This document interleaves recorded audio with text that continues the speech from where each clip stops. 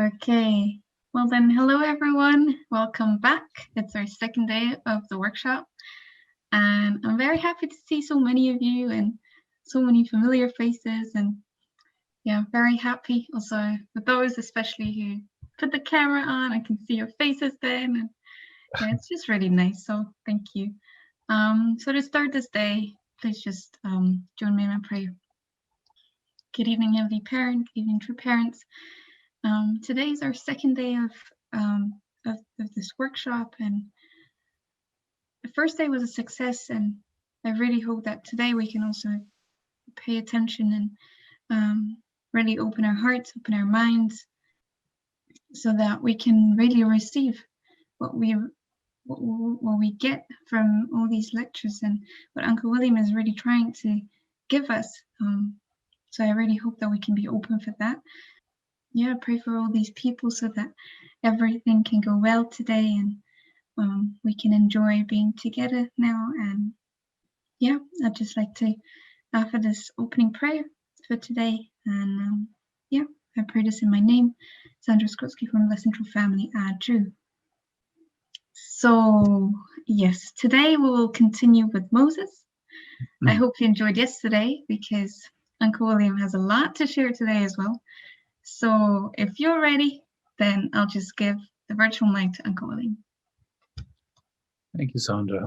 So good evening, everyone, or good afternoon, or good morning, depending where you are. It's really nice to see you all again. Always so happy to see your faces. Just one thing I wanted to mention about making the foundation of faith on a national level. So that is basically creating a spiritual community, people who worship God, who study, who pray. So when the Messiah comes along and starts telling them and talking to them about God, they can understand what he's talking about. And then the second part, of course, is the foundation of substance. So making the foundation of faith on a national level is actually quite easy. That's just the way most people are. When we look at human history, we can see that most people, for most of human history, have been religious, have formed spiritual communities. You can look at the great religions of the world, and there's no place you can go to where you won't find there are people with, either a religion or some kind of spirituality. And so making the foundation of faith in that sense is quite easy, because that's just the normal state of humankind, is to have a religion. The current phenomenon we see, where there's a lot of secularism, a lot of atheism around, is not normal, it's not usual. The difficult part has always been making a foundation of substance, which is a spiritual community in which there's also freedom of speech and freedom of belief. And in that sense, almost freedom of religion. That's always been the challenge. So if you look at if you look at Europe, for most of European history, Christian history, most of the time people have been incredibly religious and incredibly faithful and gone to church and done all the things they're supposed to do. But in reality, there's been no foundation of substance, because people who came along with different beliefs were persecuted and sometimes put to death. If you look at the Muslim world today, you can see again, there's a very strong foundation of faith. People pray 5 times a day. They fast 1 month every year, from morning till evening. They go on Hajj often once in their lifetime. They tithe, give money to charity. These are, and they have a very simple, system of belief. But there's no foundation of substance there today, in the sense there isn't any freedom of religion, such that if people come along and they have a particular view about Muhammad, or they disagree with this, or they want to change from Islam to either become an atheist or to become a Christian, actually they do that at the risk of their life. And it's not at all unusual for people to lose their lives in that situation. So that's why it's taken such a long, long time, so few windows of opportunity when God is able to send the Messiah, where there's a spiritual community in which there's also freedom of belief and freedom of speech, guaranteed and protected by the rule of law. Those kind of situations are very, very rare. Okay, so we're just going to go back a little bit, picking up where we left off yesterday. If you can track down people who are not muted, Sandra, and just mute them. Thanks. Going back Yeah. When Moses encountered God, and then God said to Moses, "Go down to Egypt and take my people out of Egypt." And Moses said, "Who am I?" So in many ways, it's a profound existential question. God didn't answer that question. God didn't tell him who he was. He had to figure that out for himself. Was he an Egyptian? He spent the first 40 years of his life growing up in Egypt, growing up as a prince of Egypt. Was he a prince of Egypt? Egyptian was his first language in many ways. Um, yeah, when Jethro's daughters took him home to meet their father, Jethro, then they introduced him to Jethro as an Egyptian. So was he an Egyptian? But then he spent the next 40 years of his life living in Midian. So was he a Midianite, yeah, wandering around the desert? Or was he a Hebrew? Yeah, which of course is from his birth parents. They were Hebrews. And that is what he heard from his mother. So that was like an existential question for him. He could easily say, well, what have the Hebrews got to do with me? I'm not a Hebrew. I'm a Midianite. Or I'm an Egyptian. What have they got to do with me? Yeah. And also, again, am I qualified? Of course, Moses didn't say, oh, that's great. Yes, please. I'm really looking forward to being appointed by you to be the greatest prophet in history and to lead the people out of Egypt. You know, only an idiot would say yes. So when Jesus appeared to Father when he was 16 years old, and Jesus said to Father, would you please take up my mission and complete the task which I left uncompleted? What did Father say? He said no. 3 times he said no. Only an idiot would say yes. Yeah, all the prophets when in the Bible, when they're called by God, they're all incredibly reluctant. Yeah, they're not like politicians who, when they're offered the opportunity to become a president or a prime minister, say, yes, I am qualified. I want to become the president or the prime minister. I am better qualified than anybody to become the president or prime minister. People that God calls, often they don't have that feeling that they're incredibly well qualified. Often they feel very inadequate to do it. And for them to say yes is a real act of faith, to rise up to that challenge, to move out of their comfort zone and say yes. And it's the same for Father, it's the same probably for Jesus, although we don't know, there's no record of how he came to his understanding of who he was. But yeah, Moses is just, that's the way people are when God calls them. It's the way Jonah was. And of course, Moses said, God, who are you? And we know, we looked yesterday, God said, my name is Yahweh, I go on being, and how I go on being, and I'm the God of Abraham, Isaac, and Jacob. So that was like the beginning of Moses getting to know God. But we'll see as we go on, several more times, Moses said to God, who are you? Yeah, trying to penetrate the mystery of what was God like. What was the depth of God? That was what Moses really wanted to understand. Who was God? He wasn't satisfied with the name Yahweh. He wasn't satisfied that he was with the idea that he was the God of Abraham, Isaac, and Jacob. And we'll see, he continually questions God, trying to penetrate into the depths and the mystery of God, and never gets to the bottom of it. And then we saw then, which is taking us to the next slide, God said, go assemble the elders of Israel and say to them, the Lord, the God of your fathers, the God of Abraham, Isaac, and Jacob, appeared to me and said all these things that he said and did. And then God said, the elders of Israel will listen to you.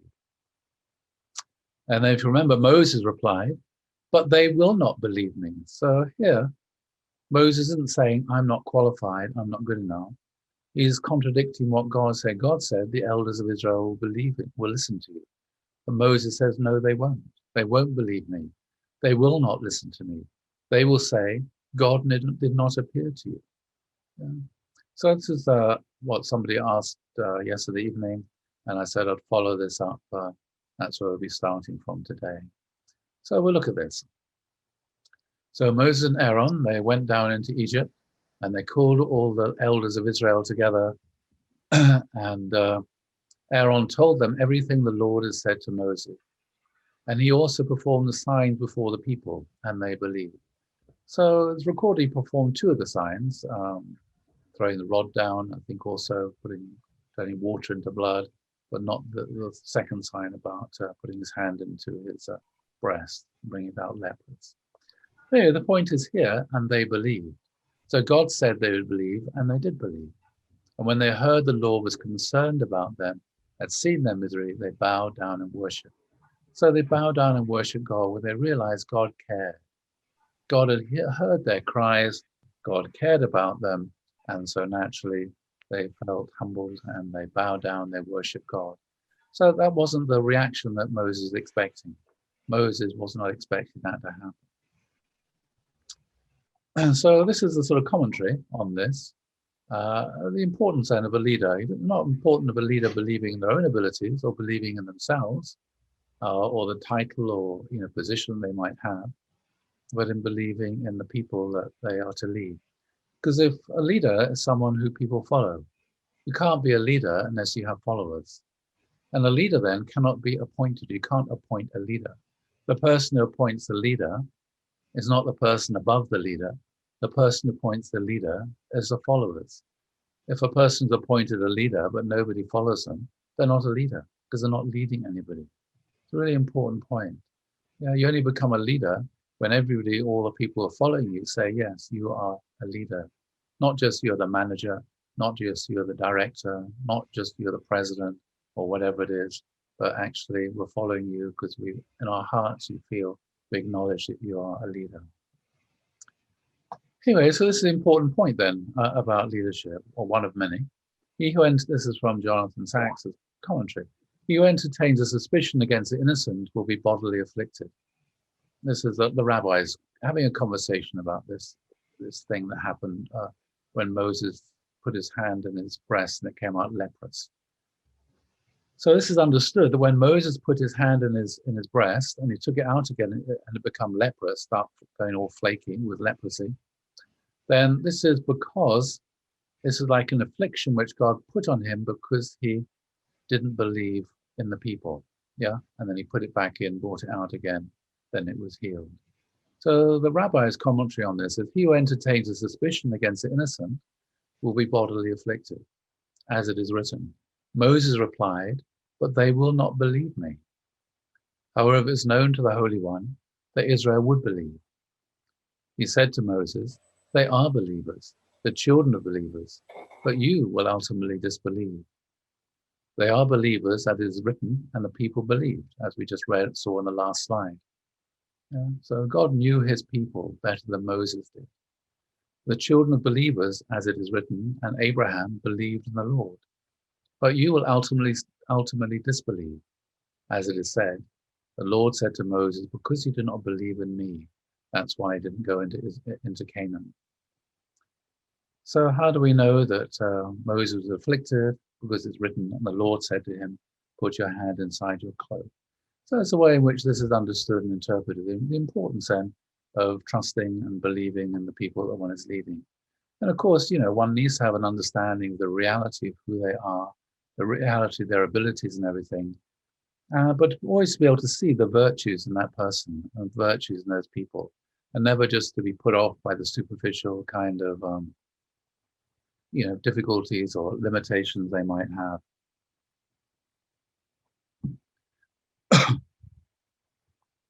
So that's what Jonathan Sachs has said. God was teaching Moses, what matters is not whether they believe in you, but whether you believe in them. It's really important. If you're going to be a leader, you're going to find out people are going to disbelieve in you. They're going to criticize you. They're going to say you're inadequate and accuse you of this, that, and the other. That's the law. That's the life of being a leader. People are going to try and undermine your position, going to challenge you, etc., etc., going to test you to see whether you're really qualified.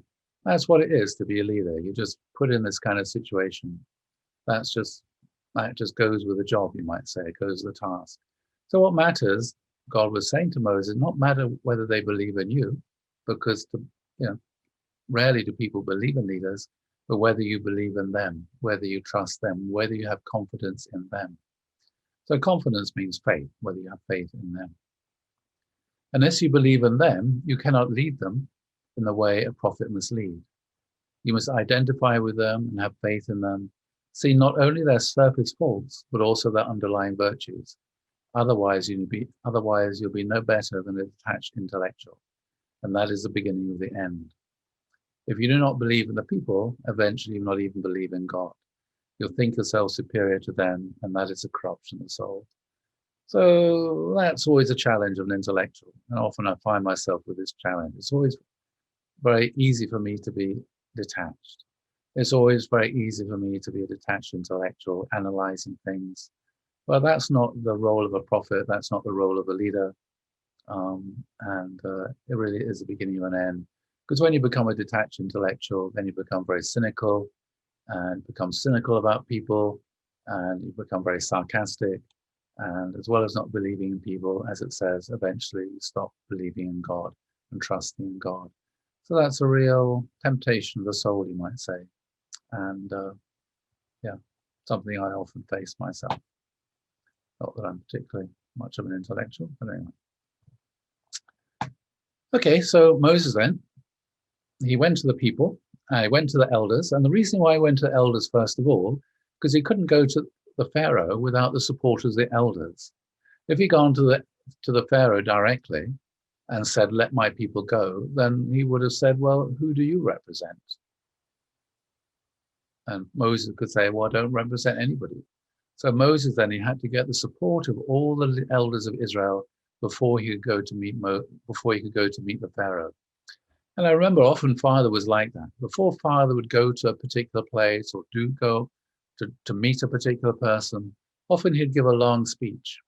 And, at the end of all his speeches, he'd always, get to the point of saying to people, "Are you making a commitment? And if so, raise your hands."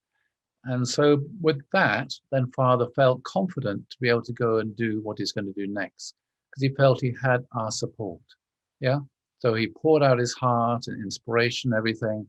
And then at the end, he'd ask people to make a commitment, and we'd all make a commitment in front of Father, raise our hands or shout or whatever it was he asked us to do.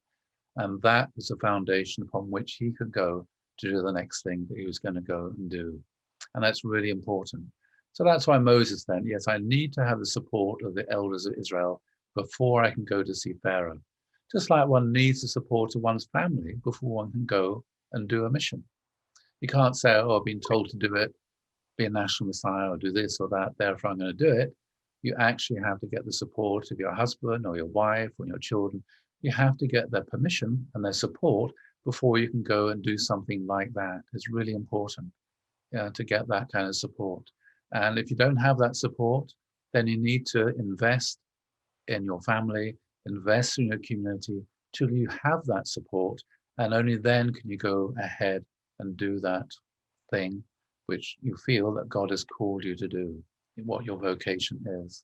And so that's what Moses is doing here. He realized he needed to get the support of the elders of Israel first before he could go to the next to see Pharaoh. Anyway, so Moses went in front of Pharaoh, and this is what Moses said, or rather what Aaron said on Moses' behalf. "This is what the Lord, the God of Israel, says. Israel is my firstborn son. And I told you, let my son go so he may worship me." And so it's interesting, the phrasing here. This is what the Lord, the God of Israel, says. So that's not unusual, the idea, because in the ancient world, every people, every tribe, every nation had its own gods. Yeah. And so the idea that the Lord is the God of Israel, that's nothing new. But the Lord, the God of Israel, said, "Israel is my firstborn son." So the way God is introducing himself, not only is God the God of Israel, but actually the God is the God of all humanity. It's just that Israel is his firstborn son, chosen for a particular mission, but the Egyptians also are the sons and daughters of God. That's the whole nature of the biblical understanding. The Bible doesn't start with Abraham, it doesn't start with Moses, it starts with Adam. Yeah. And the idea that Adam was a son of God and Eve was a daughter of God, and all humanity descended from Adam and Eve, which means then all human beings are the sons and daughters of God. And so, although God picks out Abraham At the same time, the Bible recognizes, acknowledges every single human being as a son or daughter of God. They may not recognize it, they may not know it, they're ignorant, as it says, as we understand from the principle, because of the fall, people became ignorant about who they are. People became ignorant about the fact that they were the sons and daughters of God. Yeah. So people are ignorant, but the Bible teaches everyone is a son or daughter of God, even if they don't know it. So when Moses goes in front of Pharaoh, he says, Israel is my firstborn son, but also God loves you. God loves the Egyptians as well, because you too are God's children. Let my son go so he may worship me.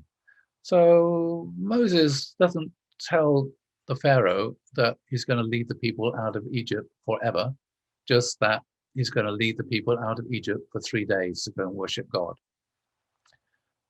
Because, Moses figures it out. No way is the Pharaoh going to let his whole workforce leave on a permanent basis. So he's going to bargain and ask for just to be able to leave Egypt for 3 days to go and worship God. He figured, yeah, that's doable. If I can get them out, if I can get everybody out of the country for 3 days, then we've got a head start on the Egyptians when they realize what's going on and they start chasing after us. At least we've got a head start. So he just says, let us go worship God in the desert for 3 days. And as Moses expected, the Pharaoh said, who is the Lord that I should pay attention to him and let Israel go? In other words, he may be the God of Israel, but this is Egypt. Israel, God of Israel, has no authority in Egypt. This is Egypt. The gods of Egypt have authority here. Why should I pay any attention to the God of Israel? He's just a local God, a tribal God, and he has no power and no authority, no legitimacy inside Egypt. I don't know the Lord. I will not let Israel go. Okay, so that's how it starts. And you think, Pharaoh, you can imagine Moses probably feels a bit deflated. And then after that, the Pharaoh tells his slave drivers, go and increase the workload of the Hebrews. Instead of providing them with all the straw and the water and everything, let them go and collect all the straw and let them make all the bricks, let them do more work. So the Pharaoh then ordered the workload of the Egyptians to be increased. And if you look carefully there behind Jeff, you can see them all working away, doing that. And so then Moses went back and spoke to the elders of Israel, and they said to him, the elders said to Moses, look, may the Lord look upon you and judge you. You've made us a stench to Pharaoh and his officials, and have put a sword in their hand to kill us. So obviously, when Moses goes back to the elders, they're not at all happy with him. So what's Moses going to do here? He's got no support. All the elders of Israel who previously supported him, now they've decided they don't like him anymore. That's often a challenge leaders face. Things go wrong. When we first set out to do something, usually it starts off with failure. Now, what do you do when things fail?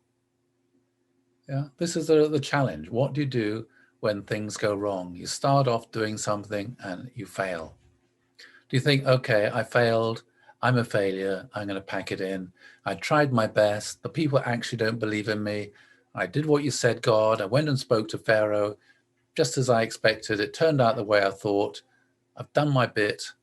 I'm off back to Midian with my family and take care of the sheep. He could easily do that.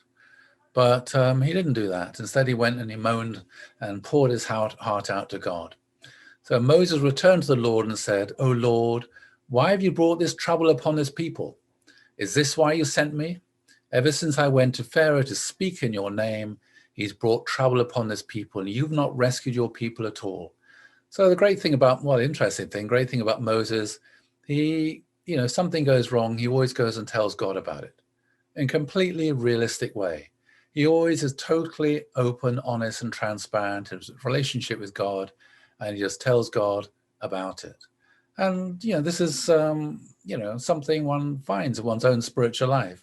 Sometimes one just doesn't feel like praying. Oh, I'm really not in the mood to pray. Yeah, I don't know if anybody else has felt like that. Sometimes just doesn't feel in the mood to pray, or I'm not good enough to pray. I'll wait till things get better and I feel better, then I'll pray. But Moses then, even in the worst kind of situation when he's failed and he feels like a failure and he's depressed, he just goes and tells God about how he feels.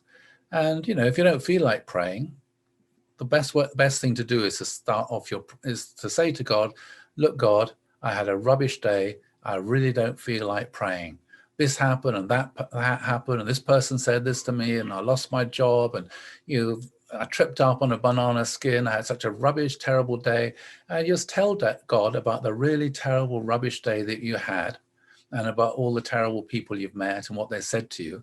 And when you start off there from the depths of depression and you start talking to God about it, how tough it's been, then after a while you find through this conversation, you'll start to find your original mind will start kicking in, and you'll start to find you're getting into a different spiritual space. And after a while, you find you're having a really nice conversation with God, and you start telling God, well, actually, it wasn't all that bad, etc., etc., etc. And you find yourself in a different spiritual space. And that's what Moses did. Wherever he was, he just talked to God from where he was at. He didn't try to pretend he was in a better mood than it was, or that things had turned out better than they did. He just spoke to God completely openly and honestly and transparently. And then he just picked himself up and started again.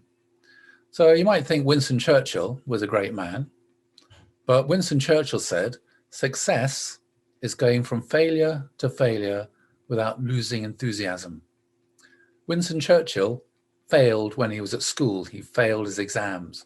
He failed to get into Sandhurst 2 or 3 times until finally he was admitted. Then he failed, when he was the first Lord of the Admiralty. He failed this, he failed that.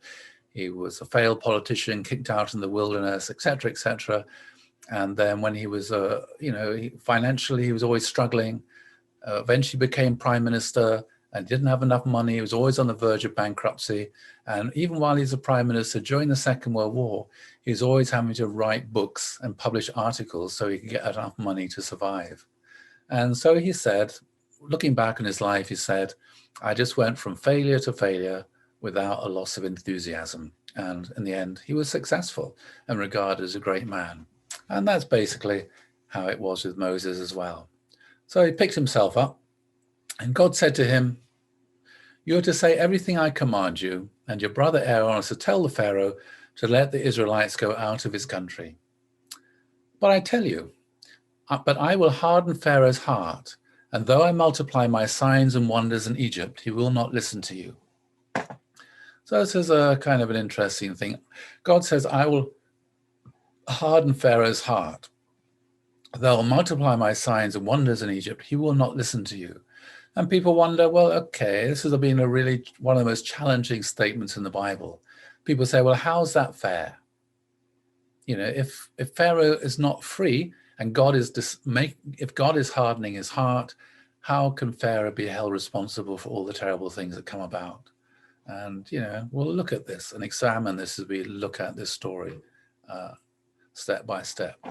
So first of all, let's have a look at these 10 plagues. And there was the plague of blood, the plague of frogs, the plague of lice, the plague of flies, the plague of livestock death, the plague of boils, the plague of hail, the plague of locusts, the plague of darkness, and then finally the death of the Egyptian firstborn. And the first question is, did these things really happen or not? Sometimes people say, well, the Bible is all made up. How is it possible that all these things could happen one after another? How is it possible for God to send one plague after another? So sometimes people say, well, the Bible was composed about 1,000 years after Moses, and it was all made up. It was all concocted to try and give an explanation about this, an explanation about that. And of course, there are also the second part, which you just touched on briefly there. What about the ethical issues of God hardening Pharaoh's heart and all of that? So the first thing is, did these things happen?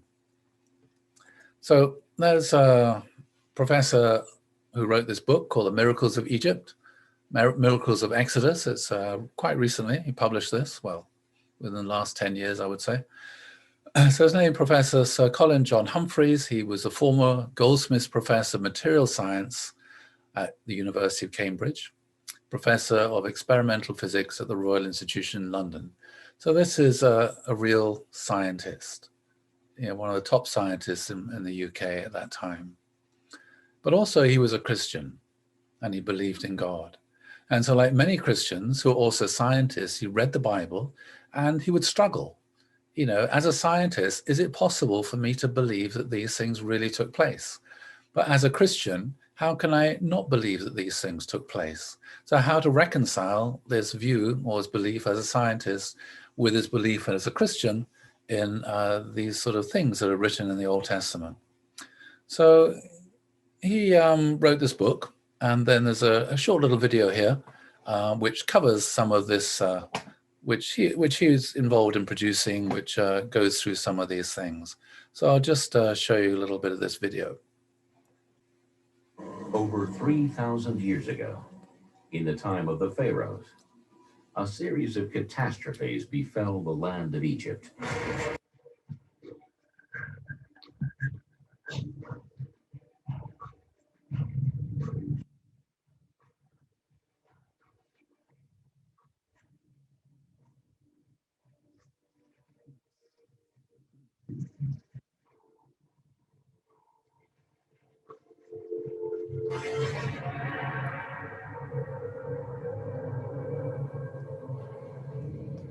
These events are told in the Old Testament book of Exodus.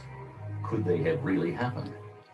The story of the 10 plagues has fascinated and mystified scholars throughout the centuries. And this mystery has become irresistible for scientists who want to explain what may at first seem inexplicable. You find positions from across the spectrum, from those who take a very strict historical perspective that everything happened exactly like it said in the past, to the other extreme where nothing that's talked about in the text actually happened, that it's legendary or some other word. And a number of us want to find our way between those two extremes. The Bible is a very strange book in lots of ways. Even biblical scholars in the last 150 years have been emphasizing how very strange it is, because for one thing, it's not one kind of literature, it's many, many different kinds of literature, poetry, short story, history and art, chronology. When we're beginning to plan out an investigation, what you do is say, let's first of all see what it is that we have to.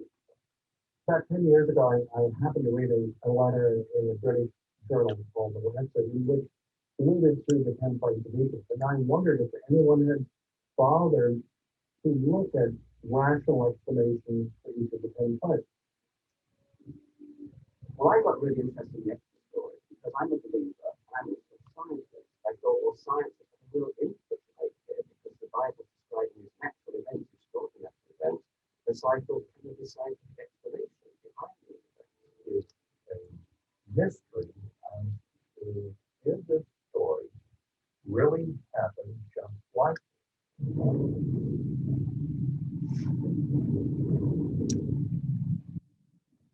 the eruption factory was the biggest eruption in the last 2,000 years. You take something like 25 cubic miles of things. And definitely affected the whole of the Mediterranean. It's very bad. It isn't known that the ash found in the area at night comes from something chemically composition is identical to something the ash found on the remaining country itself.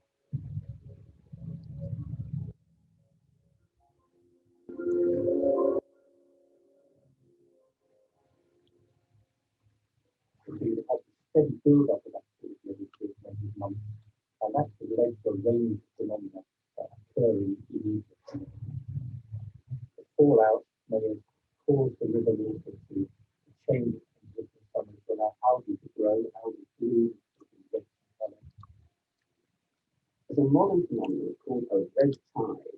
What it is, it's due to algae, which if the conditions are right, they can bloom and they turn a bright red colour, and some of them emit toxins. These are called harmful algae. And these harmful algae will kill fish. The next group of things, if you like, frogs and the lice and flies, maybe they're all related to some probably ecosystem caused by the impact of the on the river. Fish were on and they just check on the ecosystem. So if you have tadpoles that are allowed to mature, you may have a massive explosion Sorry, William. I don't know how about others, but I think the audio is not very good or like on this sharing, because I can't really understand anything. It's the same for me. I don't know about others, but I can't understand anymore.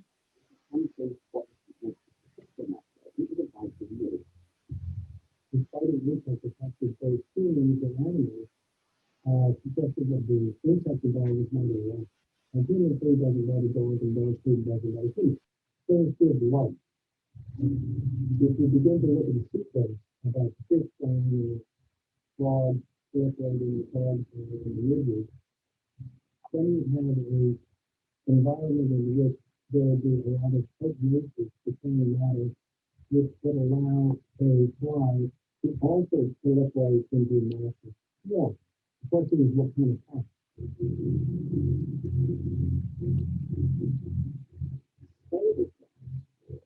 And where really nothing is found that I is open view and human flesh and the animal flesh. Now, this is that.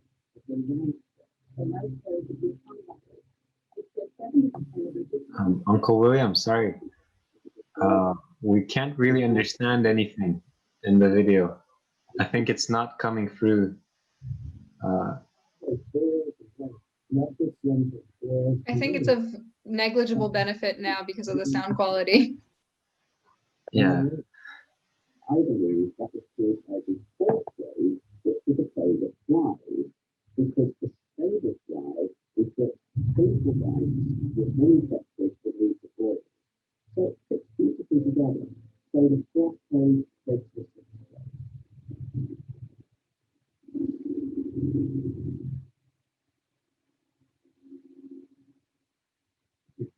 It's quite easy to explain in the context of the whole concept. If we have a huge amount of ice comes into the atmosphere, the ice has is neutralized for water droplets to form, and those water droplets that they carry fire the speed and it will form ocean.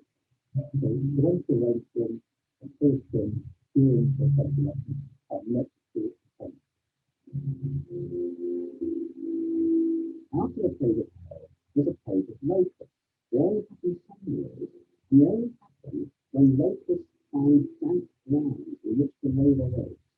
And the ground has to be very damp because they lay their eggs 40 feet in the sand. This hailstorm is so severe that it is drenched around when the hailstorm is melted.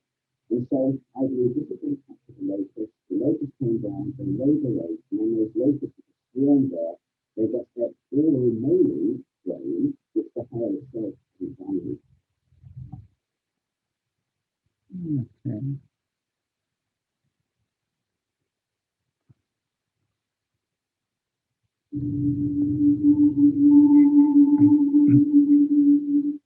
The next these people many people thought this might have been eclipse, might have been fog, it might have been Uncle William, we can't hear anything in the videos. It's very.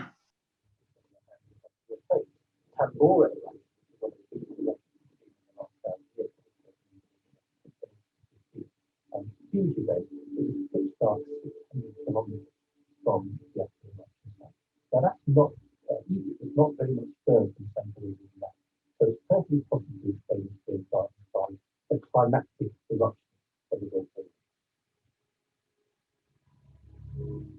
The final phase is the phase where the first one moves and the first one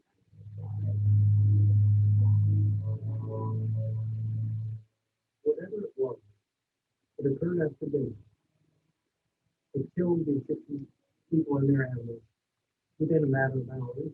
It left no external visual stigmata, but if you look at the preceding plague, you'll see the Egyptians were hungry, they're starving. They probably had stored grains in vaults. Grain would be wet. It probably would be contaminated by the feces of the locusts, and so it would have turned moldy. Toxins would have spread there. In the last World War, tens of thousands of Russians died by eating contaminated grain. So this is return of those who have an event as well. The first one is special. The firstborn Egyptian in the family was the heir to the throne, as it were. If there wasn't much grain at all, probably the firstborn ate the lot.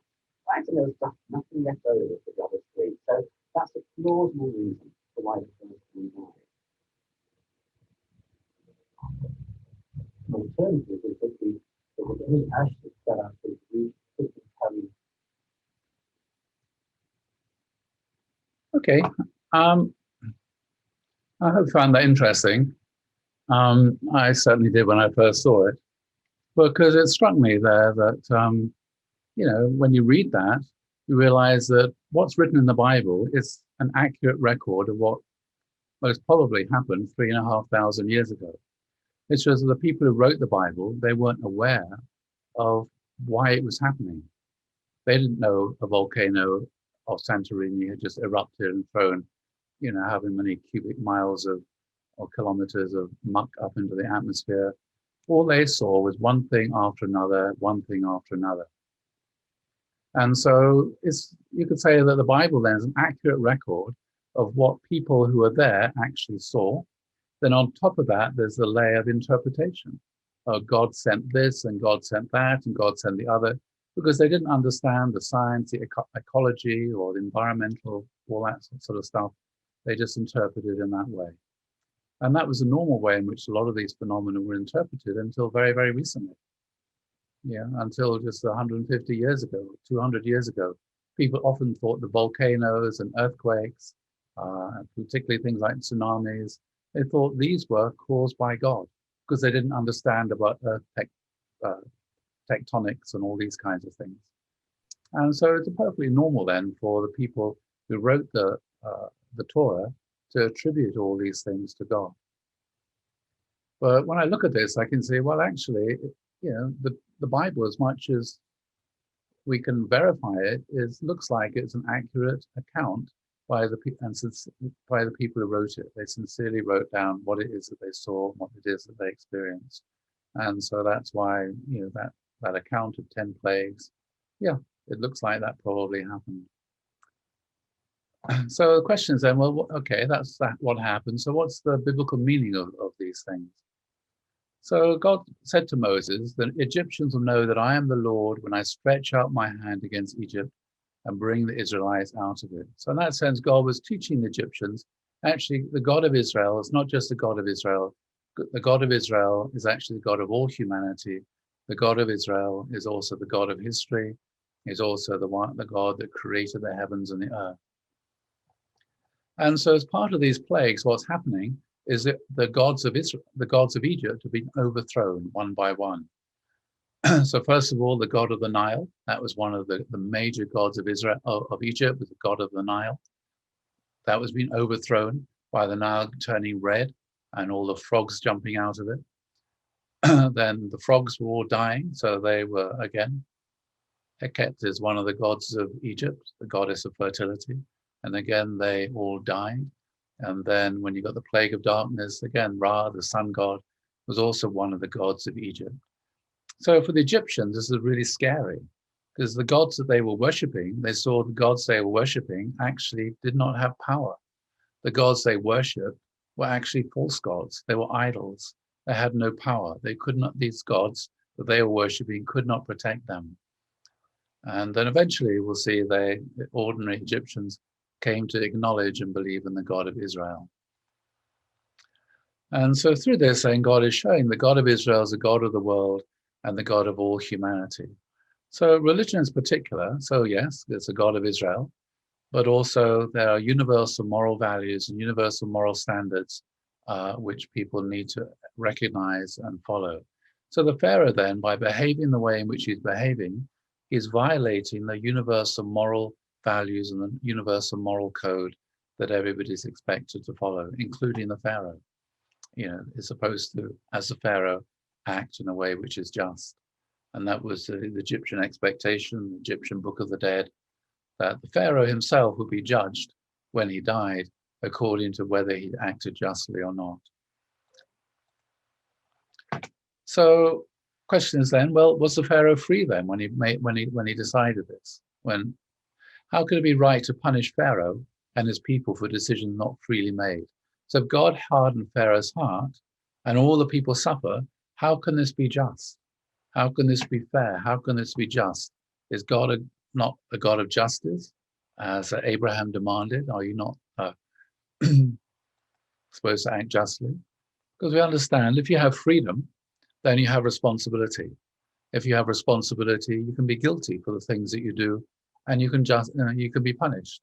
So, for example, if a person had a gun, took a gun and pulled the trigger and shot somebody, then obviously they're guilty of killing, maybe guilty of murder, and so they should rightly and justly be punished for that. If, on the other hand, somebody was kidnapped and their hand was put around a gun and their finger was stuck in the trigger and their finger was pulled, and so they had no choice but to pull the trigger, as much as they resisted it and tried not to pull the trigger, but they were forced to pull the trigger and the gun went off and shot somebody, would they be held responsible? No. Would they feel guilty? They'd certainly feel terrible. I'm sure they'd feel really terrible and really bad about it for killing somebody. But they wouldn't be guilty. They certainly wouldn't be found guilty in a court of law, and they certainly wouldn't be punished because they weren't free. They weren't responsible for the action which they committed, and they did. So there's no freedom without responsibility, as it says in the principle. And at the same time, there's no responsibility without freedom. You cannot be held responsible for something unless you did that thing freely. So how does this work with Pharaoh then? So this is what we're going to examine then, this whole thing, as we go through these plagues about this nature, about this issue. Anyway, so after the frogs came along, then Moses went to see Pharaoh, and Pharaoh said to Moses, "Pray to the Lord to take the frogs away from me," because Moses had told Pharaoh, the plague is going to come. The plague came. Moses went to see Pharaoh, and the Pharaoh said, "There's frogs everywhere. There's frogs in my soup. There's frogs in my bath. There's frogs in the cupboards. There's frogs all over the place." And he said, "Pray to the Lord to take the frogs away from me and my people, and I will let your people go to offer sacrifices to the Lord." So Pharaoh here has said, if you get rid of the frogs, I will let your people go to offer sacrifices to the Lord. So the Pharaoh here, he's made a commitment. He's made a promise to do something if Moses took the frogs away. Yeah, the frogs all went away. But when Pharaoh saw there was relief, because the frogs had died and gone away, he hardened his heart and would not listen to Moses and Aaron, just as the Lord had said. So who hardened Pharaoh's heart? He hardened his own heart. Yeah, he made a promise, but then he broke his promise. He said, "I'll let you go if the frogs go away," but then he changed his mind and he went back on his word and he hardened his heart and he wouldn't listen to Moses and Aaron. So that's what God said would happen. Yeah. It wasn't God hardening Pharaoh's heart here. It's Pharaoh changing his mind, breaking his promise, breaking the commitment he'd made, and hardening his own heart. And then the next plague came along. This was flies or gnats. And again, I'm not going through all 10 plagues anyway. Since the gnats were on the people and the animals everywhere, the magicians said to Pharaoh, "This is the finger of God." Yeah. So the magicians have been able to do various party tricks as well. Like, when Moses threw down his staff and turned into a snake, then the magicians were able to do that kind of trick as well. They weren't very impressed. But when the gnats came along, the magician said to Pharaoh, "We can't do this. This is the finger of God. Yeah, you need to be aware this is God working here." But Pharaoh's heart was hard and he would not listen, just as the Lord had said. So God had predicted what had happened, what Pharaoh would do. And then there were the flies. And again, when the flies went, when Moses went to see the Pharaoh made certain promises. But this time also, when the flies did go, Pharaoh hardened his heart and he would not let the people go. And then the livestock died, and Pharaoh said what he said, but yet his heart was unyielding and he would not let his people go. Again, after the hail, when the Pharaoh saw the hail had stopped, he sinned again. He and his officials hardened their hearts. So over and over again, they changed their mind. You should need to read all the text itself. I haven't got all those bits in where it says he hardened his heart. And he sinned again. He and his officials hardened their hearts. And then there was another. Anyway, Einstein said insanity is doing the same thing over and over again, expecting different results. So you could say, yeah, Pharaoh is becoming more and more obstinate. In that sense, he's becoming insane. And so Jonathan Sacks says, evil has two faces. The first turn to the outside world. This is what it does to the victim. The second turn within is what it does to its perpetrator. Evil traps the evildoer in its mesh.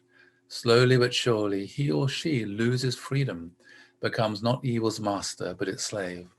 So it says here, evil has two faces. First turn to the outside world. So if you murder somebody, obviously that evil has harmed the victim. That person has been damaged, has been hurt, has been harmed. When you act violent towards somebody, there's a victim who suffers. But at the same time, when you do that, you yourself are damaged. You yourself are going against your conscience. When you go against your conscience, you yourself become an evil person. If you think about murdering somebody, but you don't do it, then the next day the thought goes. Yeah. But if you actually feel like murdering somebody and you do it, you actually become a murderer.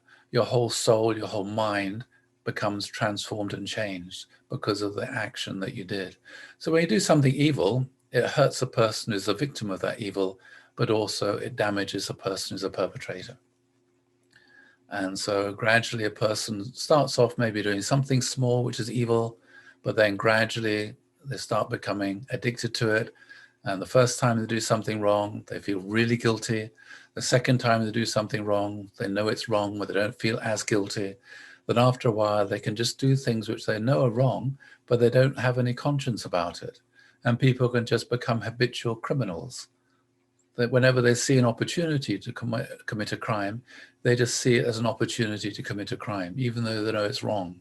They don't feel guilty, and then it just becomes a habit. People who are kleptomaniacs, they just can't stop themselves stealing, or can't stop themselves doing this, or stop themselves doing that. So in that sense, when a person does that, they've lost their freedom. They become dominated by Satan, we could say. Yeah. Evil becomes their master, slave of Satan. But doesn't happen from one moment to the next. It's a gradual process of addiction. Anyway, so the next disaster comes along, the next plague comes along, and the Pharaoh's officials say to him, "How long will this man be a snare to us? Let the people go, so they may worship the Lord their God. Do you not yet realize that Egypt is ruined?" So the officials now have finally woken up and realized what the reality is. Because of the Pharaoh's policy, because of the Pharaoh's obstinacy, there's come about an economic catastrophe for the whole of Egypt. The whole of Egypt is ruined. But still the Pharaoh is so obstinate, he will not change his mind. And he will not listen to his advisors. He will not listen to his officials. Yeah. So they realize he's gone mad. He's become so obstinate. And you can see that sometimes, I remember that when America invaded Iraq to overthrow Saddam Hussein, then there was Saddam Hussein's person in charge of PR used to go on television saying that Iraq had won a great victory over America and destroyed the American tanks, when the American tanks were just a mile or two away from Baghdad. And Saddam Hussein, like many dictators, like Adolf Hitler, refused to believe the reality of what was going on, refused to just say, we have lost the war, let's surrender, but just refused to accept reality, just living in complete and utter denial. And that's the way it is. So people get into that kind of position. Dictators, that's the way they are. They're in denial of the reality. They can't accept reality. Anyway, so eventually Moses went to Pharaoh, and then Pharaoh said, "Okay, I'll let you go and worship the Lord your God, but tell me, who will be going?" And Moses said to Pharaoh, "We're all going." And Pharaoh said, "No, no, no, no. I'll just let the men go, but all the women and the children have to stay behind. And Moses said, no, that's not good enough. We all have to go into the desert to worship God for 3 days. As he said, no, only have the men go and worship the Lord. And yeah, so at first the Pharaoh acted freely. He freely had the choice between he could have allowed the Hebrews to go, but then he changed his mind. So first of all, he was completely free to say yes or no. But as things went on, he became more and more stubborn, and his last refusals are so strange, it was obvious to everyone, including his officials, that God had anticipated in that sense. It was predictable as part of the script. When somebody gets into that kind of mentality, that kind of frame of mind, it's very easy to predict what they're going to do, because you know they're in denial. You know they're not going to change their mind. And you know the only thing that's going to change them is absolute, complete, and utter ruin. Yeah. It's the same when a person becomes an alcoholic. Everybody around can see they're an alcoholic. Everybody can see that they can't live without drinking, and when they wake up in the morning, they're drinking all the time. But they refuse to admit that they're an alcoholic. Yeah. And you can't persuade them that they're an alcoholic. You can't persuade them to go and get treatment until they finally get to the bottom, the pit of the pit, the bottom of the bottom, where their whole life collapses. And only at that point do they acknowledge, yes, I am an alcoholic, I need treatment. And then they will go to Alcoholics Anonymous, where the first stage of that 12-step program, I think 10 or 12-step program, is they have to acknowledge, I cannot solve my problems by myself.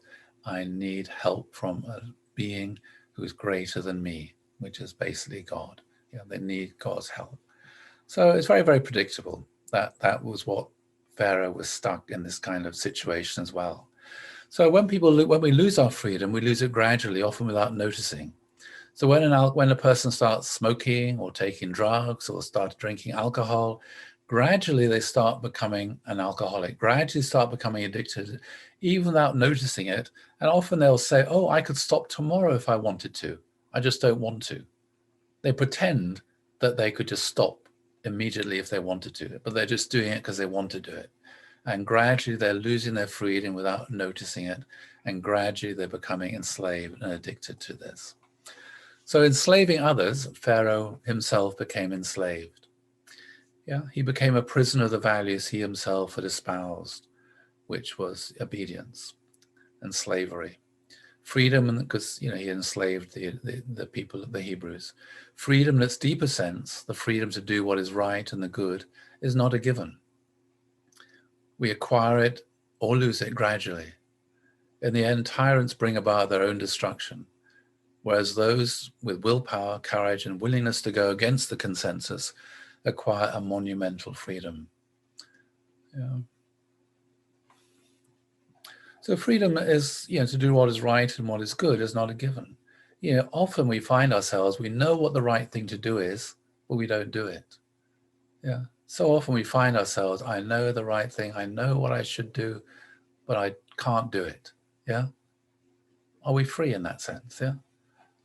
Freedom to do right, the freedom to follow our conscience, the freedom to be blameless, the freedom never to do something we know is wrong, not caring about what other people think about what we're doing, because we're just following our original mind and following our conscience above everything. Yeah, so this can easily be lost, but when it is lost, it's only gradually.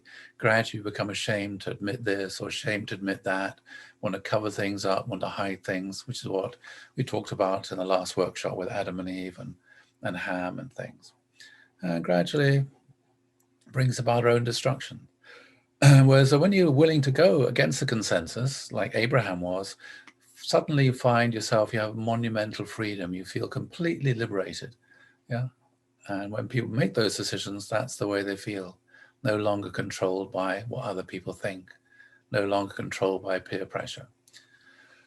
Anyways, eventually Pharaoh said, okay, it's getting really bad. Go and worship the Lord. Even your women and children may go with you. In other words, I'm making a big concession here. Only leave your flocks and your herds behind. So Pharaoh had it figured out, I don't want to lose, I've got to keep something, otherwise maybe they won't come back. And Moses said, our livestock too must go with us. Not a hoof is to be left behind. And again, Pharaoh said no. And again, there was another plague came. I think this is the darkness, I think, after this one. I lost track now. And eventually, this is, as I said, is what I'm talking about, addiction, gradual loss of freedom, like lying. If you tell a lie, you tell a lie, then you have to tell a lie to cover up the lie and to try to have a completely consistent, framework and network of lies. Because as soon as one is found out, then the whole thing just collapses like a house of cards. Well, that's just personal, but also you have on institutions. You have institutional cover-ups, yeah? When an institution starts to become doing something wrong, it starts to become corrupt. And then, you have whistleblowers who can see this is corrupt, this is wrong, but they're all told you mustn't go around telling anybody what you know. And then a whistleblower, says what they know is wrong, and then they immediately get persecuted and they will lose their job, because of this institutional conformism to have a cover-up. And that's, and it goes to many, many different levels, this act of denial. So the Pharaoh, as I said, becoming very stubborn, trapped in him, is just becoming obsessive, trapped in an obsession like a dictator. And so the Bible then, it's not saying, oh, is a human being free or not free? That's what Enlightenment thinkers usually say, is are human beings free or not free? Either yes or no, to what extent are we free or not free? The biblical understanding is a narrative. Yeah, you can start off in one place and you can end up in another place. It's not that human beings are free or not free. It's just that depending upon the decisions that we make, we either maintain and keep our freedom and reinforce and become more and more free, or we can actually gradually lose our freedom. And that's according to a narrative account of freedom in that sense, as opposed to a philosophical account of freedom. So the Bible then is written like that. It's written as its philosophy as narrative, as opposed to philosophy based upon logical axioms. So who is mighty? Not one who can conquer his enemies, but one who can conquer himself. And that's what Father said. Yeah. If you want to rule the world, first of all, you have to be able to rule yourself. And that's the same for the Pharaoh. The Pharaoh then could no longer control himself. He became so obsessed, so he could no longer make decisions which were for the sake of his country. Yeah. And the most important thing that a prime minister or president or any ruler has to make, or any leader has to make, they have to make good decisions that are going to be good for the people who they're leading, that are going to be good for the society or the nation or the world. Yeah. And if they make a mistake, the most important quality of a leader is to say, we made a mistake, we messed up, we need to change direction, we need to change our policy. But very often you find rulers, presidents, prime ministers, they don't do that. They just carry on doing the same thing, because to change direction means to admit that actually they got it wrong the first time round. Yeah, and it's very, very rarely do you ever find people willing to do that. It's very rare. And so you can see that in the world today, the way in which the world, people are dealing with this, the coronavirus crisis. Generally speaking, every nation has gone into a lockdown, some more extreme than others. There's only one country that didn't pursue that course of radical lockdown, and that was Sweden. And then it was chastised and cancelled, and people blame Sweden, accuse Sweden of being irresponsible and everything. Anyway, the people who are making the decisions in Sweden, they had the confidence in their science and the confidence in their policies and their plans, and they carried them out without this sort of radical lockdown. They had social distancing and all the things which they did do, and but they didn't go into an economic and social lockdown, not allowing people to go out into the streets or to meet or to socialize. Anyway, like the UK, about half the people in Sweden who died, like most countries, half the people who died were in the care homes. And so after the first wave went in the summer, the person who's responsible for the policy in Sweden, he said, yeah, we made some mistakes. We should have anticipated that about the care homes. We should have secured the care homes better to make sure the virus didn't get into the care homes. Then we would reduce the death rate by 50%. But as for the rest of it, the economy in Sweden has not suffered like the economy in the UK and other countries in Europe and the world, really.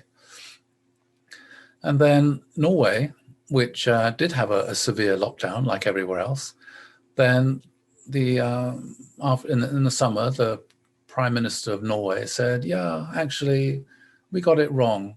We should have been a bit more like Sweden, then we wouldn't have damaged our economy. And so I thought, these are two remarkable countries. You actually have leaders in these two countries. They are willing to admit that the policy which they are pursuing, they made some mistakes, that they could have done it better, they could have done it differently. And as a result of that, then as things are progressing now, they're modifying their policy. Now, I can tell you, there's no way is Boris Johnson in the UK going to admit he made any mistakes. And so all he's doing, just repeating the same policy they made before and just reinforcing the same social, cultural, economic, and spiritual devastation and damage to the country. That's the way it is in many countries.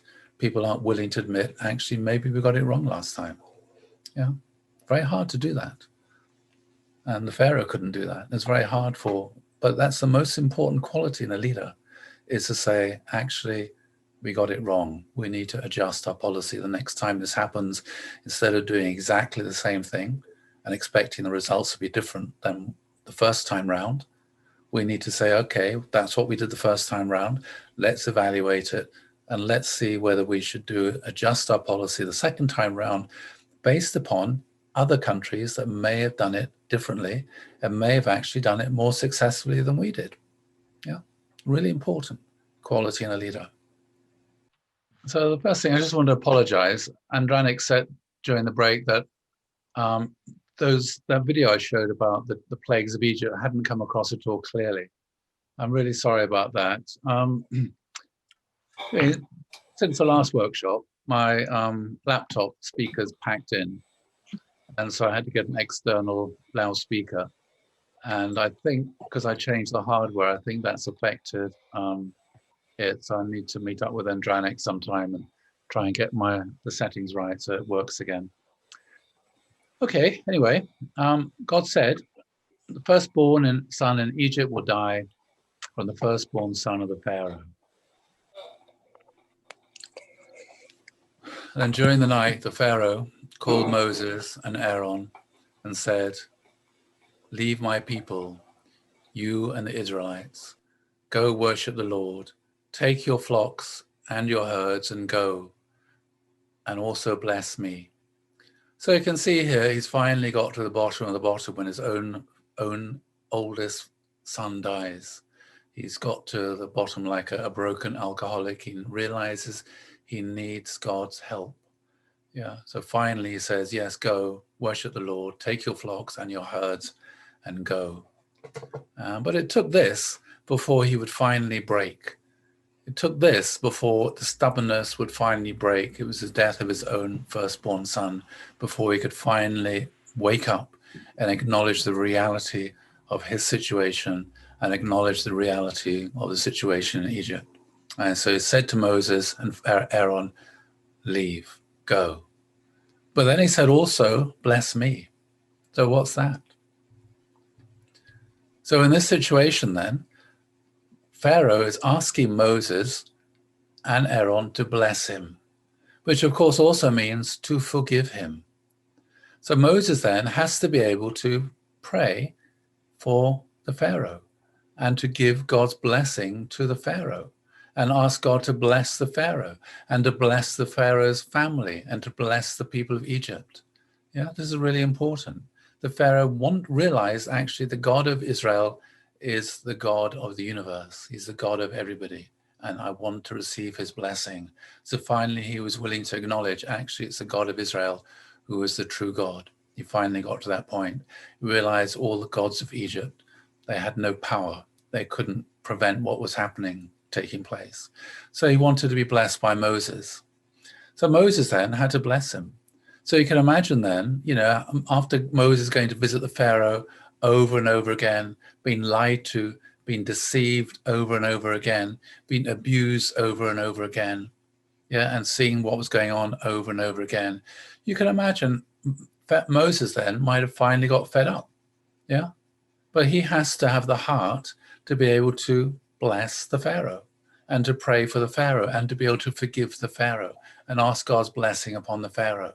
And that's really important, that Moses himself shouldn't become a prisoner of all as a result of all the experiences that he'd had, that he himself and the people of Israel shouldn't become prisoners of bitterness and resentment, but to be able to forgive their enemies, to be able to forgive Pharaoh.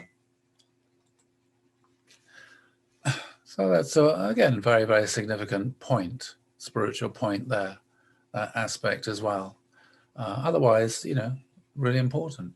And then the Israelites, they asked the Egyptians for silver and gold, and the Lord had made the Egyptians favorably disposed towards the people, and they gave them what they asked for. So the Egyptians as well, they had nothing, they had no animosity towards the Israelites. They realized it's not the Israelites' fault. It's the Pharaoh's fault for not changing his mind. It's the Pharaoh's fault with not dealing with reality. If the Pharaoh had faced up to reality, might have been able to manage this ecological and environmental catastrophe which is striking Egypt. But because of his stubbornness, he was unable to become flexible enough to change the policies, to bring about the necessary political and economic policies to be able to take Egypt through this environmental catastrophe that they were facing. He was just very, very stubbornly held on, and everything collapsed. And the Egyptians realized it's not the Israelites' fault, it's not Moses' fault, it's Pharaoh's fault. Yeah, they realized it's the Pharaoh's stubbornness has brought us to this. And the Egyptians, and they felt sorry for the way that the Israelites had been treated by the Pharaoh. And so they also realized that the God of Israel is on the side of the Israelites, and they also wanted to receive God's blessing from the Israelites. So that's why they're very, very generous, giving things to the Israelites, so that they could leave on good terms. And that was really important, that the Israelites and the Egyptians should part on good terms without any resentment, without any sense of bitterness about what had happened the last few hundred years. And then there was Passover, which Jews celebrate till this day, every year. And God told them to kill a lamb and to roast the lamb and put the blood upon the lintel of the doorway, and to eat unleavened bread, which is they made bread without putting yeast in so it wouldn't rise. And that says the angel of death passed over the homes of the Israelites. And then the Egyptians gave them jewelry and clothing and allowed them to go for 3 days. So by killing a lamb, they were also killing one of the Egyptians' gods, which is the sheep god. So that's like an act of disobedience, an act of defiance towards the Egyptians in itself. And the angel of death passed over. So, here we are. So that is the meaning of that. This is the god Ammon, who is the chief god of Thebes, which is a ram.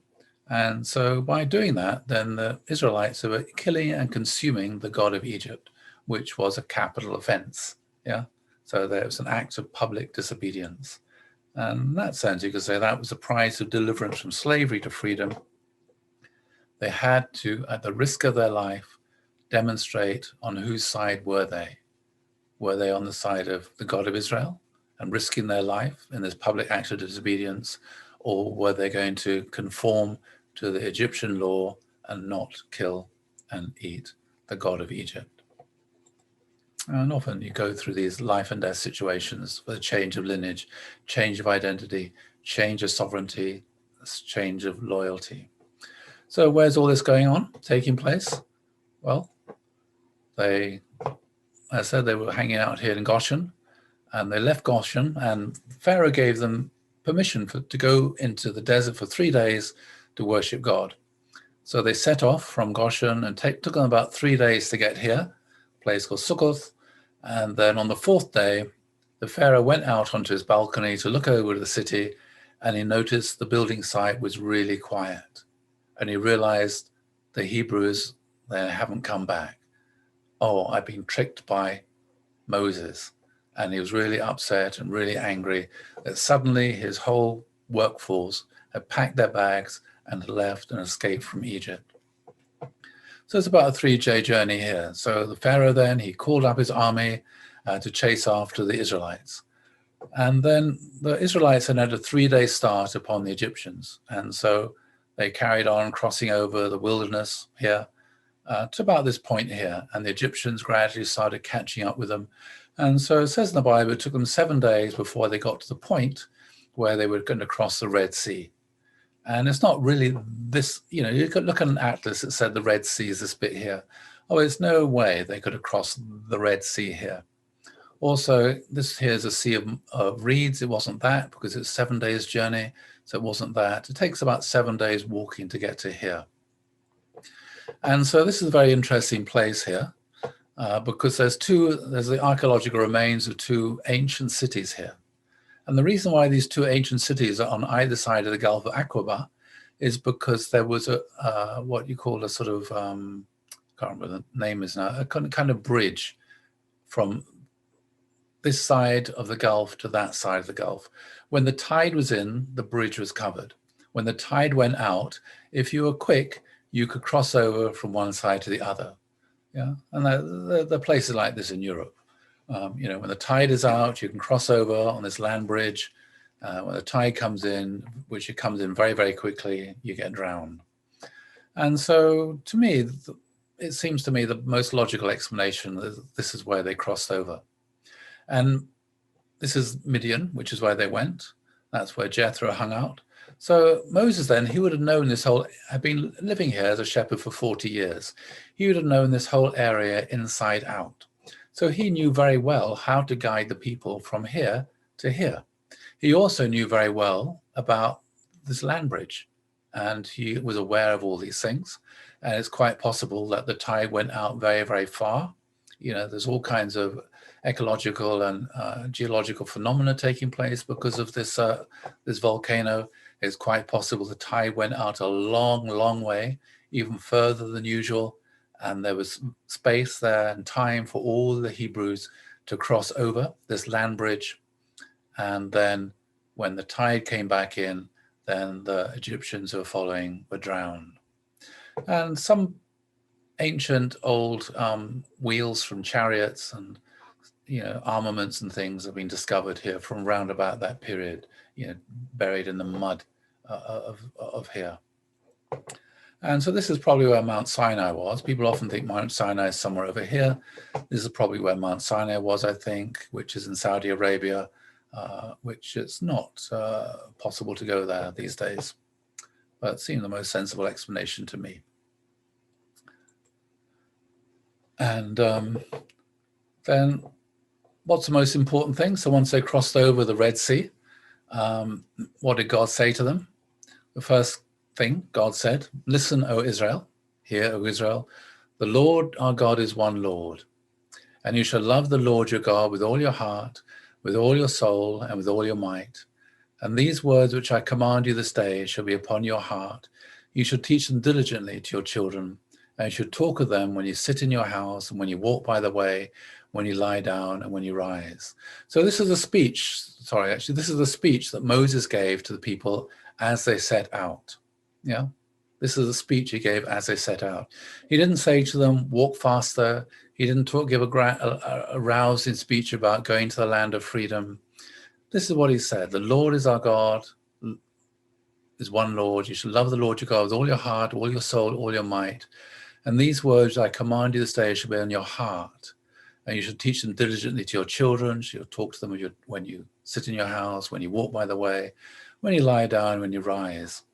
So basically, God said to the people, love God and teach your children. Yeah, that's what Moses said, love God and teach your children. The most important thing is to develop your relationship with God, to really love God, and then teach your children. You can only teach your children to love God if you love God yourself. Just the same way as, you know, any teacher in a classroom, you know, can only really interest the children in a subject which they're teaching if they themselves are passionate about that subject. I remember myself when I was at school, the subjects that I loved most and studied hardest when I was at school weren't necessarily the subjects that I was the best at, but they were the subjects that the teacher enthused me about, because the teacher themselves were passionate about it, and that's why I developed a love and an interest in that particular subject. And it's the same with religious education, spiritual education as well. To teach your children have to see how much you yourself love God and worship God, and how much you yourself are like that. And only on that basis can you actually teach your own children. And this is the most important thing, to teach children to pass on the tradition. And so this then is a basic fundamental thing for Judaism. This is a speech that Moses gave when they were leaving Egypt. And so this is Ramban, one of the greatest of the medieval rabbis. He said, respect and reverence for your teacher should be greater even than respect and reverence for your parents. Because parents bring you into this world, while teachers give you entrance to the world to come. In one sense, it's quite easy, normally, for most people, it's quite easy to have children. What's difficult is to teach children, to bring children up. Yeah. And so that's why I'm saying teachers are really important, because they enable a person not just to be physically alive, but actually to be spiritually alive as well, and to have a place in the world to come. And so this is the basic ruling. If a city has made no provision for the education of the young, its inhabitants are to be placed under a ban, which within Catholic languages be excommunicated, be placed under a ban, until teachers have been engaged. If they persistently neglect this duty, the city is excommunicated, for the world only survives by the merit of the breath of school children. And so the whole of Judaism then is orientated towards children. When you go along and you look at any of the Jewish festivals, every single one is very child-friendly.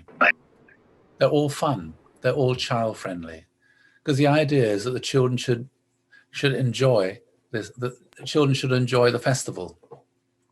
Children should enjoy the ceremony. Children should enjoy it and find it fun and look forward to it. And after a while, they start asking about it. What is the meaning of it? The main thing is they should enjoy participating in this festival. And then after a while, they start to understand and learn the meaning of it.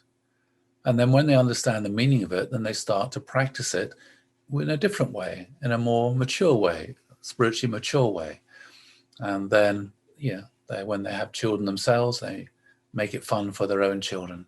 But always the children are at the very, very center of Jewish festivals. And really important lesson there. Because, when I think about our own spiritual community, I have to ask ourselves, have we traditionally been very child-friendly? Have we really been a child-friendly spiritual community? And, I remember if you talk to some of the second gen about holy days, what was your experience of a holy day at church headquarters in Lancaster Gate, for example? And they say, well, we all got up really early in the morning. We went there, and our parents are wearing these white robes. And we all bowed down and we said a prayer. And then we had to listen. We bowed down in front of a table of fruit and food. And then we all had to listen to this man, there's always a man, giving a long speech for about an hour. And all we could think of is, I wish he would shut up so we could go and have some food to eat, because we're all starving. We haven't had our breakfast yet. And we've been sitting here for hours listening to this speech when all we want to do is to have some breakfast and eat some of those sweets which are sitting on the table. And when I heard this, I realized, we didn't do it right. We didn't have child-friendly festivals. Our holy days aren't traditionally very child-friendly. Pledge services aren't very child-friendly. And, our movement generally is not very family-friendly, to be honest. We have a theology of the family, but then families have children. And I remember we used to have Sunday service way back, 30 years ago, started to develop Sunday service. And then children started appearing. And then, as a pledge service, and the mothers would bring the children, the babies along, and then the babies would start crying during the 1.5 hour sermon. And the sermon giver would say, take those babies out, they're spoiling the service. And then the children start fidgeting. Take the children out, they're spoiling our worship service, which used to go on for about 2 hours in those days, or 3. Anyway, so that's how Sunday school started. My wife started Sunday school in London. because she was very good with children. And so the person who was responsible at that time, he said to her, go and take the children out and keep them quiet. And that was the basis of the beginning of Sunday school, trying to keep the children quiet so that the sermon would be uninterrupted. So, and then we have to wonder, well, you know, why are we the way we are? So there's lots of things here we need to learn and we need to change. How much are we really invested in the education of our children? How much are we really invested in that? And workshops, all sorts of things. Even till today, you know, there isn't really a good Sunday school program with good books and all these things. Even till today, people are finally getting around to thinking about these things. So you have to think, you know, what's most important for a people? The most important thing for the Egyptians was the Pharaoh. He was more important than everybody. The whole of Egyptian society existed to support the Pharaoh. So the whole of Egyptian society is mobilized to build pyramids. And this represented Egypt. The Pharaoh sat at the top of this pyramid in this hierarchical society, and everybody else worked to build the pyramid in which the Pharaoh would be buried, because he was God. And what's left of Egypt today? The pyramids. Where's the people? Where's the culture? Where's the civilization? It vanished, it disappeared. We look at Athens, we could see they were great philosophers and they built places like this, the Acropolis, and, you know, in Athens, and academies for the teaching. But again, you have to ask yourself, well, where is the Greek culture today?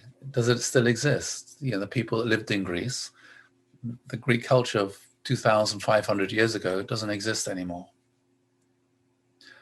So that's what they built. What did the Romans build? Well, after they destroyed Jerusalem, the Romans took the gold they found in the temple in Jerusalem and they built this, the Colosseum, where they would have games where gladiators would fight each other and kill each other, where they'd feed Christians to the lions. But where are the Romans today? They don't exist. Roman culture and civilization no longer exists, because that's what they invested their money into. So what did Jewish people invest their money into? They invested into building synagogues. Yeah? Synagogues are basically community centers. If you look at churches, you know, cathedrals, they're extraordinarily beautiful, but there's not much you can do in a cathedral. In a cathedral, you can go to a cathedral and you can worship God, but that's all you can do. You can sing incredibly beautiful songs, and it's beautiful to listen to the choir singing in the cathedral, but that's all you can do in a cathedral, is worship God. It's very orientated towards God. When Jews built places for the worship of God, they didn't build cathedrals, they built a synagogue, which is like a school, because it was a community center, and the main focus was for education. They needed to build a place where they could educate their children, because Moses said, you have to teach your children. Love God and teach your children. Yeah, and so that's what they did. They built those kind of buildings which were appropriate for the community to be able to use 7 days a week for education and also for worship, of course. But education was always the most important thing. And so that's why Jewish culture, the Jews still exist today, whereas all those other people don't.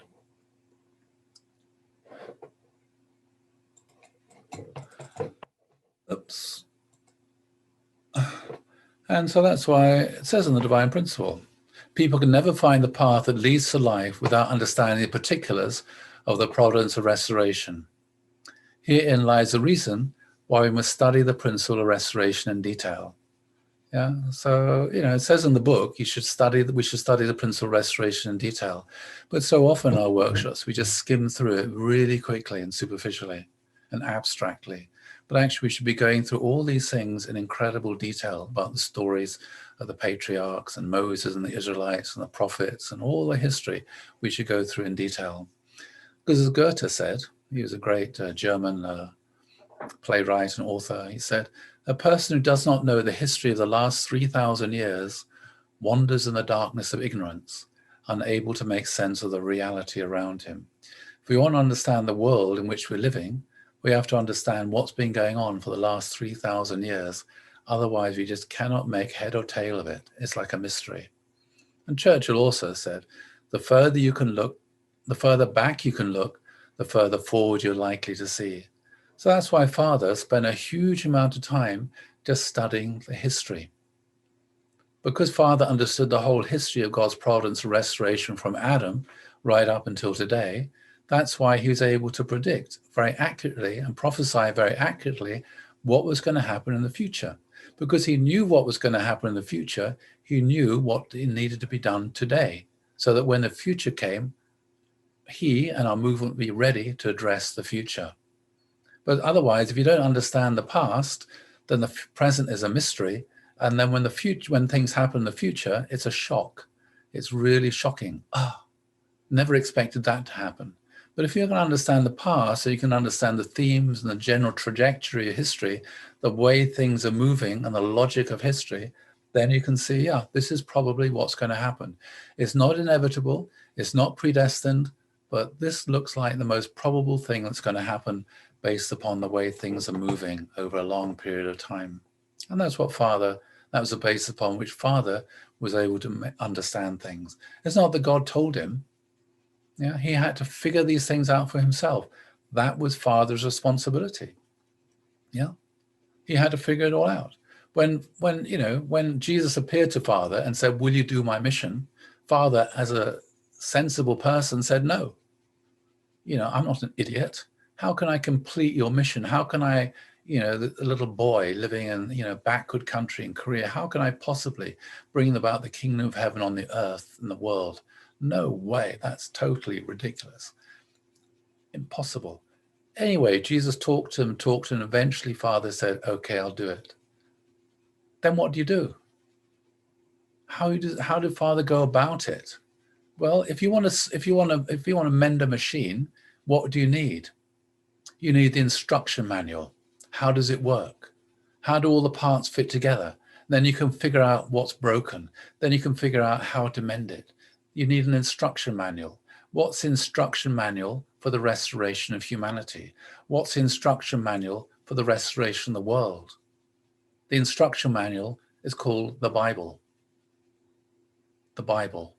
That's why Father studied the Bible intensively to understand the natural pattern for the subjugation of Satan. He studied intensely the story of the creation, the story of Adam and Eve, to understand what went wrong. In this machine, which part is broken? Which part needs to be fixed? He studied the Bible intensely because that is where everything was explained. That is the old truth that Father was trying to understand and give a new expression to. It's all there in the story of Adam and Eve. Abraham revealed it all. It's just revealed in a story with symbols that the people Abraham understood and people understood that Father need to recover, like sort of spiritual archaeology, recover the old truth taught by Abraham. Then he studied intensely the story of Cain and Abel, Noah's story, Abraham, Isaac, Jacob, Joseph, Moses and the Israelites, the life of Jesus. He studied all these things intensively, reading the Bible, to find out how do you do it? How do you subjugate Satan? What is the way to restore the world? What is the way to restore relationships? Who did it before? Who has found the path? Who has established the pattern to restore the world? Abraham, Isaac, Jacob, Esau, Joseph, his brothers, Moses, Aaron. These are the people that showed the way. And so Father just walked in their footsteps. So that's why Father over and over again talked about repeating and restoring and going through the same course of restoration that all the patriarchs went through, because he realized they pioneered the way to do it. And so in order to be successful, I need to inherit what they have learned. I need to learn the lessons of history and not make the same mistakes that they might have made, and to be able to bring history to completion and to be successful. So that's why we need to understand and study all these things in incredible detail. Then, like Father, we're not mystified by what goes on. We can anticipate what's going to happen, and we can also anticipate and know the best way to respond to the things that happen. That's why it's so important to study the Bible in depth. In depth. Okay, so up until now, God was doing everything. This is how they interpret it. There were the 10 plagues, and they left Egypt with the Exodus. They went to the Red Sea. They were terrified of the Red Sea. They thought they were all going to be defeated, killed by the Egyptians chasing after them. Then Moses put his rod across, and the Dead Sea parted, and they went in, they crossed over, and then they took with them unleavened bread. The reason why they made unleavened bread is because if you put yeast into bread, it rises. You get all these holes. But if you have unleavened bread, it's like pita bread. It's flat, and so you can carry a lot more weight on your back. It's much denser, so they were able to carry enough food on their back in their rucksack to feed themselves for a week and across the Dead Sea. But once they, crossed the Dead Sea, they'd eaten all the food that they brought with them, and they'd run out of food, and they started saying to Moses, "Where's Tesco? Where's Lidl? Where's a shop? Where can we go and buy some more food? And where's the takeaways? You've led us out into the desert to starve. What are you doing?" And Moses obviously couldn't magic up any food, so he went and talked to God about it. And God said, "Okay, I'm going to provide manna from heaven." And then manna came, and then they ran out of water. No more water fountains anymore. And then they complained to Moses, and Moses went to there's a lake there, Rephidim, and the water's bitter, so he took a tree and he threw it in, and obviously he knew something about this sort of things, and the water became sweet. And all this time then, the people are in a stage of dependency. If something goes wrong, they complain. They complain to God, they complain to Moses, "Why didn't you set it up better? Didn't you think that we're going to run out of food and plan it? Didn't you make stores of food for us when we cross over the Red Sea? Why haven't you planned the whole thing better?" Yeah. And so because they're in a state of dependency, then they're always complaining. And so we need to start changing things. Hey, what's interesting then is the very first commandment. We've got the 10 commandments. Well, of those 10 commandments, it's surprising which was the very first one that God gave to the Israelites. So Moses said, "Tomorrow is a day of rest, a holy Sabbath to God. Whatever you plan to bake, bake today. Whatever you plan to boil, boil today. Then set aside the leftovers until the morning. Gather the manna every day for 6 days, but on the 7th day is a Sabbath. There won't be any of it on the ground. God has given you the Sabbath. So on the 6th day, he gives you bread for 2 days. So each of you stay home. Don't leave home on the 7th day." So the people stopped working on the 7th day. And you might think that's a bit surprising. That was the first commandment God said to the people of Israel: take a rest. Not work harder, not walk faster, not go to more meetings, but have a rest. Work for 6 days. It's good to work, but on the 7th day, you are not to work. You're just to spend time at home.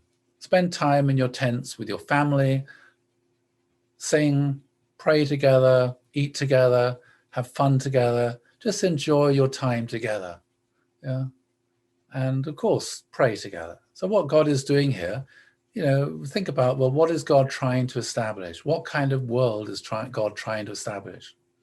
God ultimately wants to establish a God-centered family. So the first thing God does is to put in place the beginnings of the structure for establishing the ideal, which is a God-centered family. So the first thing God says, have a rest. Don't work harder. Yeah, in Egypt, they were just working 7 days a week.